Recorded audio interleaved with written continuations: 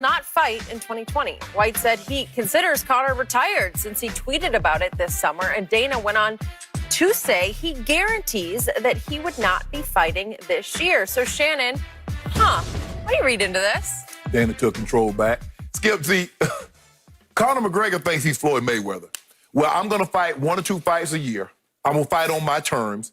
I tell you who I want to fight. You go make it happen. You pay me what I want. That's how we're going to do that. Dana White said, you know what? Now, I'll let you fight. I'll let you fight Floyd. I give you the fights you want, Aldo or whomever you want. I'll let you have that. Yep. They said enough of this bull jive. Because now when you do that for Conor, everybody else expect Conor McGregor payday and to fight whenever. That's not how it works in the UFC. It's not like Floyd. Floyd's like, I'm my own boss. Because it's different, Skip. You got the WBA, the WBC. You got so many belts. In the UFC, you got one division, one belt. So you got a middleweight, or welterweight, or bantamweight, whatever the divisions are, but you only got one belt. It ain't no, within a division, 4 different belts. And Conor was just like, I just want to fight this shit. Well, I want to fight that guy.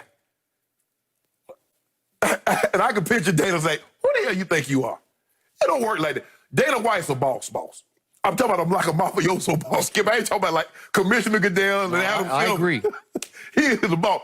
Because Dana will call a fighter out. Well, I wanted to fight that guy. And Dana said, yeah, you were in line to fight that guy. But you got blown out the water your last fight, so that ain't happening. That's how Dana talks. So Dana lets you know who's in control. And I think this is his way of saying, okay, you retire? Good.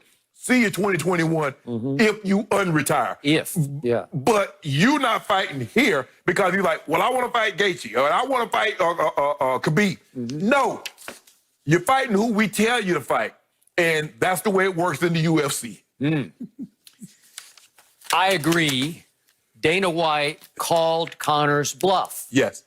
Oh, you're retired? Well, you're going to stay retired because I run this. I am in charge. You are not in charge. No. And it's very interesting because there came a point when Conor McGregor got so huge, I thought he was bigger than UFC. Yes. But Dana's not going to stand for that. He thinks that UFC in and of itself is bigger than Conor McGregor.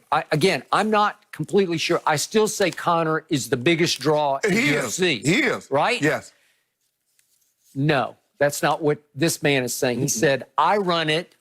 It's still bigger than you are, and you do what I say. And he said in this interview with Barstool, let me get to the end of it here. He said, Conor plays you guys in the media like fiddles. You guys are like puppets on his string. He is retired. So when Conor keeps bluffing, how many times has he retired? 10? I don't know. Yeah. So this time, Dana said, okay, I accept. Right. You are gone. Right. For good in 2020. And for all I know, you might be gone in 2021. Right. So the other day, Conor McGregor tweets in the Filipino language, I accept, in Filipino. Right. It's that language called Tagalog. Okay. And what are you supposed to read into it? Oh, so you're going to box Manny Pacquiao, which Manny would love to do, obviously. And it would be another Floyd sort of Conor, except this would be Manny Conor. Right.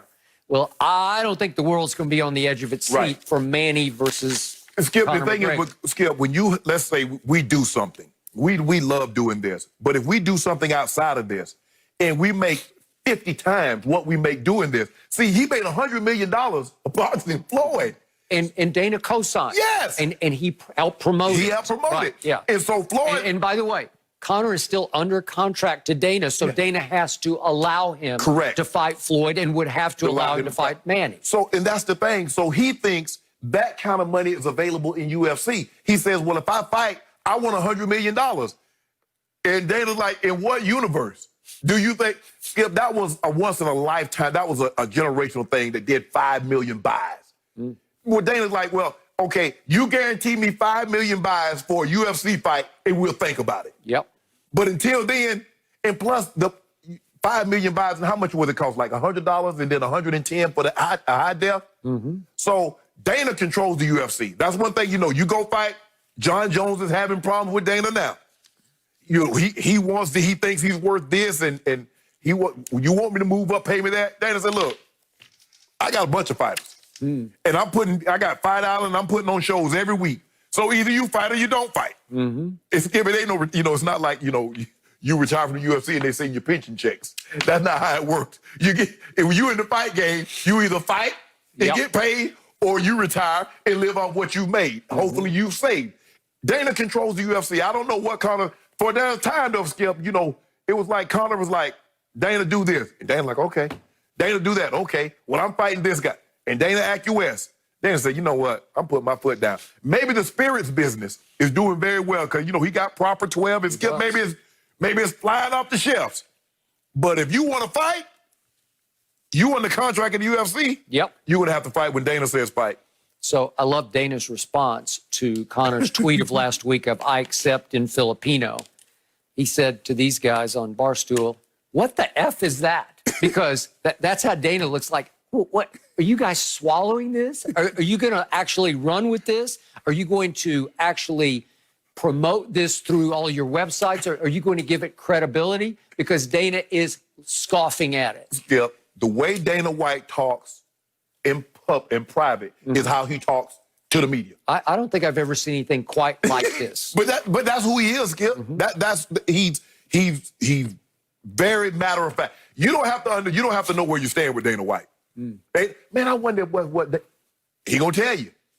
Conor, you're not fighting in 2020 unless you unretire, and then you're gonna fight who Dana says you're to fight. But if you think he just want to fight championship fights, Skip. That's the way he looks at it. Pay me X dollars to fight champions. I ain't going, ain't no more, tone up or this, that. I want to fight champions. And Dana's like, nah, I'm gonna call you bluff. So, I remain a Conor fan. Yes. I even think you would agree there's never been a much more entertaining pre-fight promoter of his own fight than this guy. No. I mean, Ali was just incredible. But this guy, more R to X rated. Yes. Just, the stuff that he does, hey. I mean, it's stand-up comedy, and it's must-see. Right. And does he go out of bounds? Yeah, he went way out of bounds against Floyd. You think he geared up to fight Floyd? Do you think Dana let him fight Floyd again? I just don't think people would buy it. Oh, people buy it. You think so? Not like before. No, not like before. Yeah. But even at $1 million, $2 million buys, Skip, at $100. Listen, I would watch Conor fight you. He fight me. Like that Roy Jones and Mike Tyson. It'd be interesting. I just don't know how you charity fight those two guys. Yeah. I don't want to fight no. He is still the biggest draw in UFC. He is. And it astounds me that the Godfather boss of UFC just says, hell with you. Right. You're retired. You're out of sight, out of mind. Well, they got a big fight coming down the pipeline. I don't know when Khabib and Gaethje. Now, I don't know when. I think that's on the docket. Yeah. So since the Floyd boxing match, we've seen Conor for about 15 seconds against Cowboy? Yeah. Right? Didn't it last wasn't it over in 15 seconds? I mean, he shoulder leaned him to death. I mean, that was ridiculous, Skip. I mean, I like seeing Conor fight. So do I. But the thing is that hopefully he's working on some other skill because I still don't believe he can beat Khabib. Not with just one-sided, not just standing up. Either. I would love to see it. I would love to see it too. Yep. We don't know how much longer Khabib. He lost his father due to COVID. So it's going to be interesting to see how much longer he stays in the game. Yep. I told you, Ernestine and I went to the Nate Diaz rematch in Vegas. And we sat, ringside. Like whatever you call ringside. Splatter zone. Yeah. And it was the splatter zone. But it was as compelling and thrilling an athletic contest as I've ever watched before. I was just astounded by it. But that's because of the magic and the charisma of Conor McGregor. Right. But, Skip, I mean, at some point in time, people are going to get tired of you like, I'm retired. No, I'm not. I'm retired. No, I'm not. I mean, how many more years do you think he's going to be able to do this? I mean, you don't get old in this sport. No.